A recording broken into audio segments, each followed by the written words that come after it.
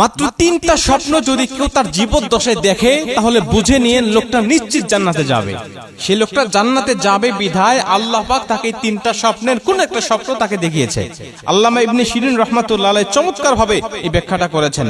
তিনি বলছেন কোন ব্যক্তি যদি তার জীবদ্দশায় তিনটা স্বপ্নের কোন একটা স্বপ্ন দেখে তাহলে বুঝে নিয়ে লোকটা জান্নাতে যাবে, কারণ সে জান্নাতে যাওয়ার উপযুক্ত বিধায় আল্লাহ পাক তাকে এই স্বপ্নগুলো দেখিয়েছে।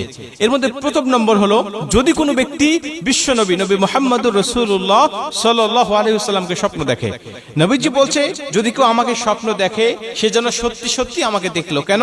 কারণ শয়তান আমার সূরত ধারণ করতে পারে না। অতএব যে ব্যক্তি আমাকে সত্যি সত্যি দেখলো সে ঈমানের সাথে দেখার কারণে এবং ঈমানের সাথে দুনিয়া থেকে বিদায় নেওয়ার কারণে ও ব্যক্তি জান্নাতে যাবে, এতে কোনো সন্দেহ নাই। অতএব আপনি যদি নবীকে দেখে থাকেন জীবনে একবার, তাহলে বুঝে নিন আপনি জান্নাতে যাওয়ার উপযুক্ত, আপনি জান্নাতে যাওয়ার জন্য আল্লাহর কাছে মনোনীত হয়েছেন, বিধায় আল্লাহ পাক তার হাবিবকে আপনার সাথে দিদার করায় দিয়েছে। এজন্য আপনি শুকরিয়া করবেন এবং বেশি বেশি আমল করে এই পথেই আপনি চলে যাবেন, যেন মরণের সময় ঈমান নিয়ে আপনি দুনিয়া থেকে বিদায় নিতে পারেন। যদি ঈমান নিয়ে বিদায় না নেন তাহলে কিন্তু আপনার জন্য কষ্টকর হয়ে যাবে জান্নাতে যাওয়া, কারণ ঈমানটাই হলো জান্নাতে যাওয়ার জন্য একমাত্র উপায়। ঈমান নাই, যত ভালো আমল করেন আপনি জান্নাতে যেতে পারবেন না। দুই নম্বরে, যদি কোনো ব্যক্তি স্বপ্ন দেখে এমন যে সে স্বপ্নের মধ্যে মানুষকে সে ক্ষমা করে দিচ্ছে, মানুষ তাকে কষ্ট দিচ্ছে কিন্তু সে মানুষকে প্রতিশোধ নিচ্ছে না, মানুষের উপরে জুলুম করছে না, মানুষ তাকে জুলুম করছে কিন্তু সে তাদেরকে ক্ষমা করে দিচ্ছে। আল্লামা ইবনে শিরিন রাহমাতুল্লাহ আলাইহি বলে, যদি স্বপ্নের মধ্যে এমন দেখে যে সে মানুষকে ক্ষমা করে দিচ্ছে তাহলে সে নবীর গুণে গুণান্বিত হয়েছে। কারণ নবীর উদ্দেশ্য, নবীর গুণ ছিল এটা যে নবীজিকে মানুষ কষ্ট দিয়েছে কিন্তু নবীজি প্রতিশোধ নেয় নাই, বদলা নেয় নাই, বরং তাদেরকে ক্ষমা করে দিয়েছে। আর এই গুণটা তাকে দেখানোর কারণে স্বপ্নের মধ্যে আল্লাহ রাসূল সাল্লাল্লাহু আলাইহি ওয়াসাল্লাম তাকে জান্নাতি বলে ঘোষণা করেছেন। তার মানে হলো এটা যদি আপনি স্বপ্নের মধ্যে দেখতে চান, বাস্তব জীবনেও কিন্তু আপনার আমল থাকতে হবে। আপনাকে কেউ কষ্ট দিচ্ছে, আপনার উপর কেউ জুলুম করছে, আপনি বদলা নিতে যাবেন না, আপনি তাদেরকে ক্ষমা করে দিবেন, মাফ করে দিবেন। এটা আপনি মাথার মধ্যে পুষেও রাখবেন না, জমা রাখবেন না।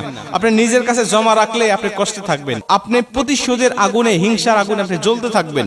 কিন্তু আপনি যদি ক্ষমা করে দেন, এটার সাথে সাথে ডিসমিস করে দেন, তাহলে দেখবেন যে এটা নিয়ে আপনার কোনো মাথা ব্যথা নাই, আপনার মধ্যে এটা জমা হচ্ছে না এবং এটা আপনার উপরে ভরও করছে না, আপনাকে প্রতিহিংসার আগুনে বা প্রতিশোধের আগুনে আপনাকে জ্বালিয়ে পুড়িয়ে ভস্ম করে দিচ্ছে না, সার্কার করে দিচ্ছে না।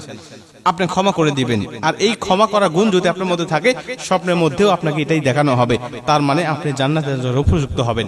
তিন নম্বরে, যদি কোনো ব্যক্তি স্বপ্নে এটা দেখে যে সে মা বাবার সাথে খুব ভালো ব্যবহার করছে, মা বাবার হকগুলো সে আদায় করতেছে, মা বাবার প্রতি খুব ইহসানের সাথে সে মা বাবার হকগুলো আদায় করার চেষ্টা করছে, তাহলে বুঝে নিও সেও জান্নাতে যাবে। কেন? কারণ আমরা জানি নবীজি বলছেন, হুমা জান্নাতুকা ওয়া নারুকা, মা বাবা তোমার জন্য জান্নাত, মা বাবাই তোমার জন্য জাহান্নাম। যদি তুমি তোমার মা বাবার সাথে ভালো ব্যবহার করতে পারো, এই মা বাবা তোমাকে জান্নাতে পর্যন্ত ঢুকায় দিবে, জান্নাত পর্যন্ত পৌঁছায় দিবে। আর যদি মা বাবার সাথে খারাপ ব্যবহার করো, মা বাবার হকগুলো আদায় না করো, এই মা বাবা তোমাকে জাহান্নাম পর্যন্ত নিয়ে যাবে। প্রিয় ভাই, এজন্য আমি আপনাদেরকে বলতে চাই, মা বাবার হকগুলো আদায় করবেন। যদি হক না আদায় করেন তো স্বপ্নের জগতে আপনার দেখা কখনোই সম্ভব হবে না।